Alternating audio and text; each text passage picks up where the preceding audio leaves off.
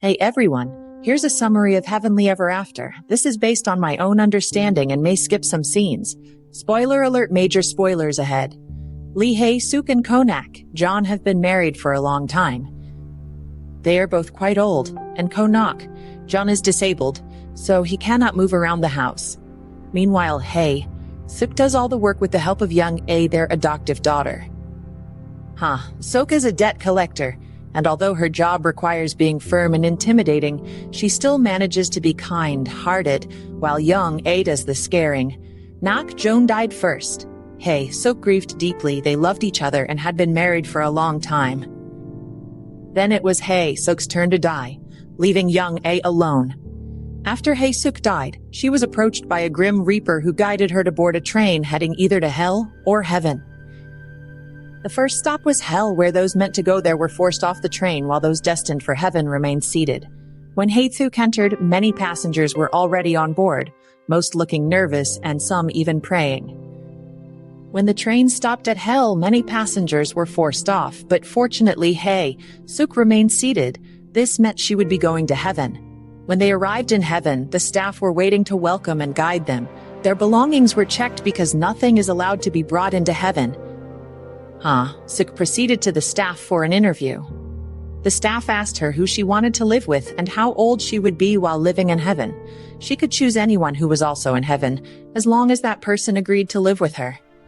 She answered that she wanted to live with her husband, and the staff confirmed that he was there and had also chosen to live with her. When asked about her age, she was supposed to choose her prime age, but she remembered her husband telling her while they were alive that he thought she was the prettiest even when she looked old, because he loved her more the longer they were together. So she answered 80. The staff was surprised but accepted her answer. They also mentioned that once the age was selected, it could no longer be changed.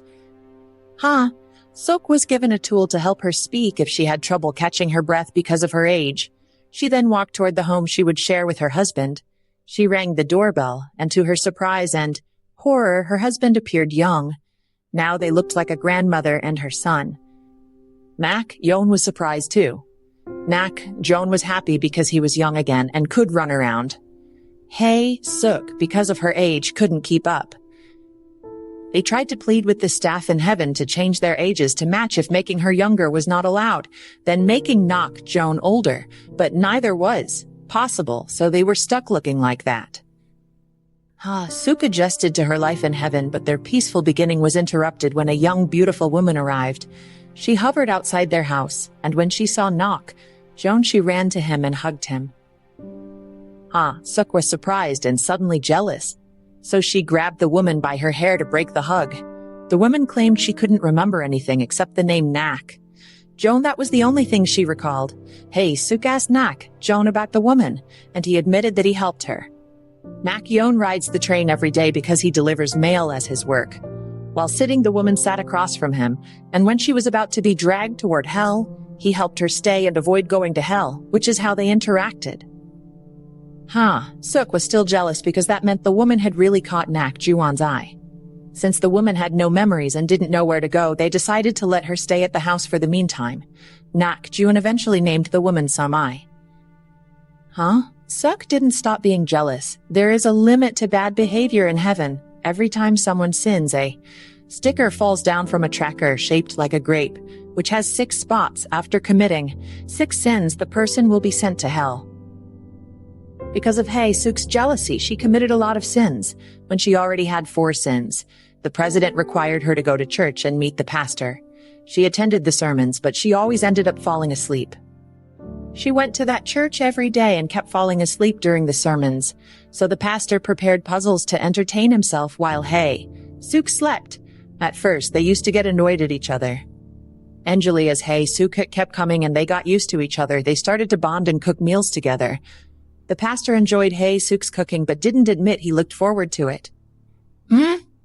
Meanwhile, Somai was still around, but she began to hang out with Hae-suk too. Then Somai did something that surprised Hae-suk. She diverted something using her umbrella. As far as Hae-suk could remember, only young Aya could do that. I said nobody taught her. She just did it absent-mindedly. Hae-suk went to the heavens office and asked the staff to check if young A was still alive. There were limitations, but they were able to view one of the lists and confirmed that young Aa was no longer living. This more or less confirmed for Hae Suk that Som I is young A. Since then her jealousy vanished and she started warming up to Som I. However, Hae Suk already had many sins, some of which were out of carelessness. One day, she reached a total of 6 sins, so she was sent to hell. Hae Suk was now in hell and lined up to determine which punishment she would receive because the staff there categorized punishments. When it was her turn, they couldn't categorize her, so they separated her from the group.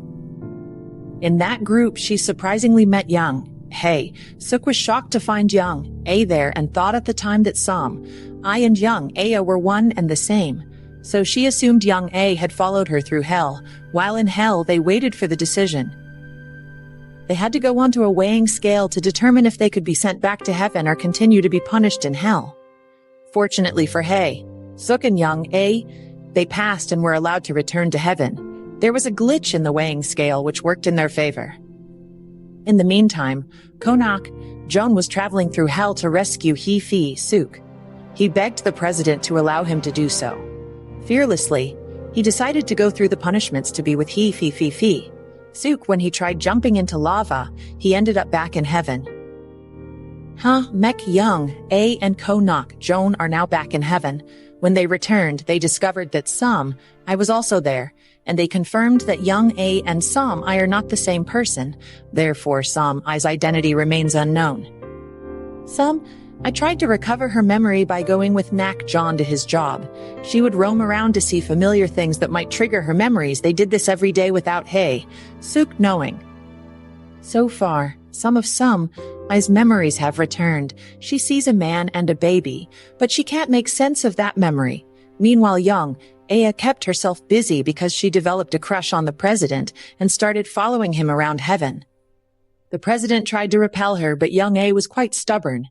Young AA stayed there for a while and shared a room with Som I until it was time for young A to leave.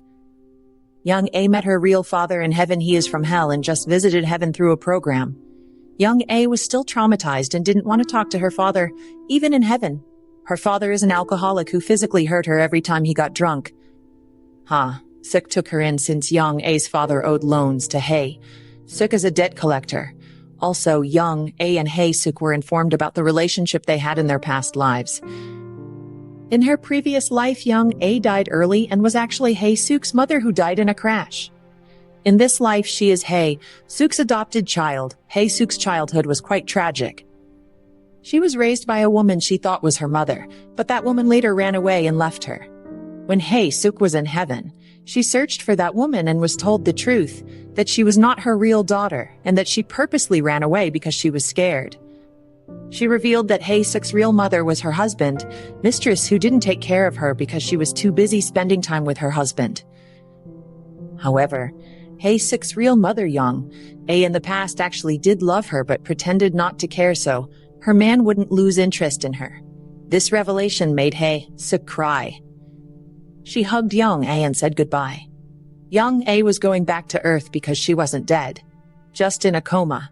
She had been in an accident after visiting a fortune teller, who told her that Hae Suk was miserable and couldn't move on, because she needed young A. After learning this, young A tried to follow Hae Suk.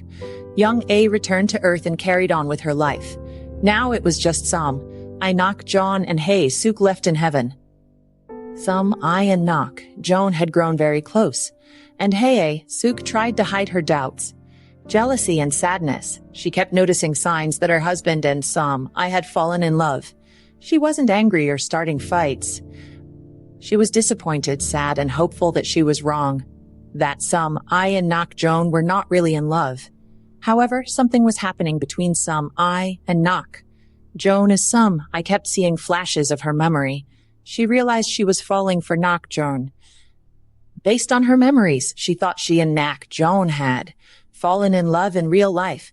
She also had visions of them kissing, playing with a child, and then Nak Joan drowning her in a lake. During this time in heaven, they bonded and spent time together.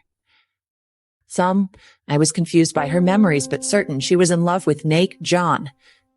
Meanwhile, Hae Suk stayed busy visiting the pastor daily. Instead of listening to sermons, they cooked and had drinks, enjoying each other's company. It was then announced in heaven that there would be a lottery concert. The residents had to find a key, and those who found one would get a chance to present a sad story. Viewers would vote for the saddest story, and the winner would get to appear in their loved one's dream to tell them the winning lottery number. Hey, Suk really wanted to win, so she tried many things, even asking the president directly, but she failed. On the day of the key search, Hey Suk was about to give up, but she was with the pastor, who prayed fervently.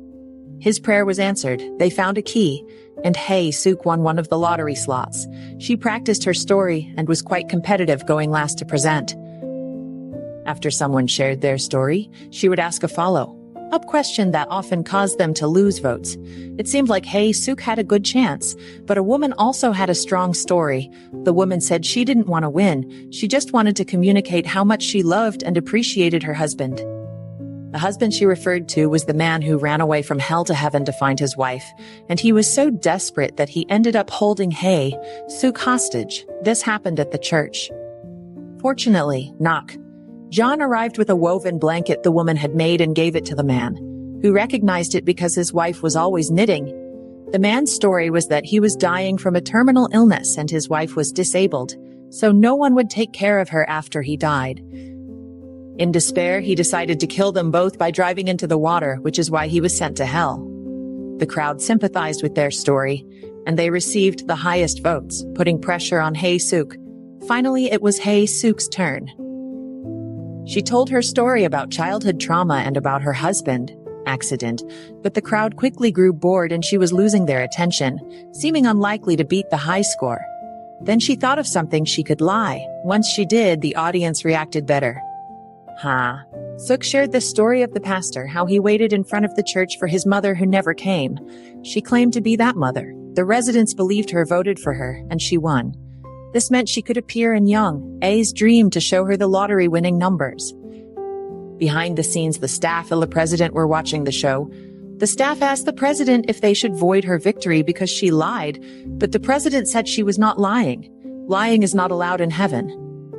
After a few days, they prepared for the time when Hey Suk would appear in Young A's dream. She entered the dream and tried to help Young A memorize the lottery numbers, but Young A struggled to remember and kept getting distracted by Hey Suk's presence. Yon, who was in the studio in heaven, suggested they present the numbers as a song, and that helped Young A memorize them. After that, Hey Suk woke up. The next day, Young A went to buy lottery tickets, but while she was doing that, a delivery man passed by. The man owed them money and was elusive, so instead of buying the ticket, she ran after him to collect the debt. She wasn't able to buy the lottery ticket. She ended up drinking with the delivery man, where they talked and argued. An old lady nearby mistakenly thought they were a couple. The next day, the winning lottery numbers were revealed. They matched the numbers from her dream, and Young A was very disappointed that she couldn't win because of the man. Later, while Young A was at home, there was a knock at the door. The delivery man was there, bringing a gift of shoes. He said that since Young A would be running after him to collect his debt, he decided to buy her shoes and that he was looking forward to it. Young A was annoyed at first, but eventually smiled. Back in heaven, Some I and Joan were bonding, Some I riding on Joan's back, and them walking around holding hands like lovers. It seemed like they were betraying Hey Suk. Then Hey Suk's cat Sonia appeared and told Some I that she would eventually be banished. Some I's memories started returning faster, and the truth was finally revealed to her. Some I was actually a manifestation of Hey Suk's trauma so strong that it took form. Suk didn't remember having a son because the trauma made her forget. The truth. Hai Suk and Jun had a son named Yoon Ho. That son is the pastor. So the lie Hai Suk told during the lottery that the pastor is her son is actually true. Hai Suk and Das were at the market, and Das was being stubborn, wanting to get a toy truck. Hai Suk had enough and tried to scare Das by walking ahead, threatening to leave him behind. She walked ahead for a bit, but when she looked back, Das was gone. She tried calling him out and even chased a kid she thought was Das, but she was wrong. She lost her son in the market. Yoon-ho remembered his mother telling him that if he ever got lost, he should wait for her in front of the church. So he did. He waited a long time. Hae-suk also looked there. But Yoon-ho wasn't there, possibly because he hid at some point after being chased by a dog. That night, a man tried to help Yoon-ho. The first man walked away because Yoon-ho insisted his mother was coming and that he would just wait. The second man, a policeman with an illegal side hustle, was more insistent, so Yoon-ho ended up going with him. The policeman hid them. He seemed involved in human trafficking. They hid Yoon-ho in one of the cabins, but the next morning, Yoon-ho had frozen to death. Nak-jun was giving money to that policeman because he was assigned to the missing children case. Nak-jun bribed him to prioritize his son's case, and the policeman accepted the money. But one day, Nak-jun was informed that the policeman had already quit his job and was on vacation. It seemed the policeman had made enough money. Nak-jun was angry, and when he saw the policeman on the street talking to someone, he didn't hesitate to chase after him. The policeman got into his car and sped off, but Nak-jun still chased him and even held onto the car. The policeman swerved and threw Nak-jun onto the sidewalk. That was how Nak-jun got disabled.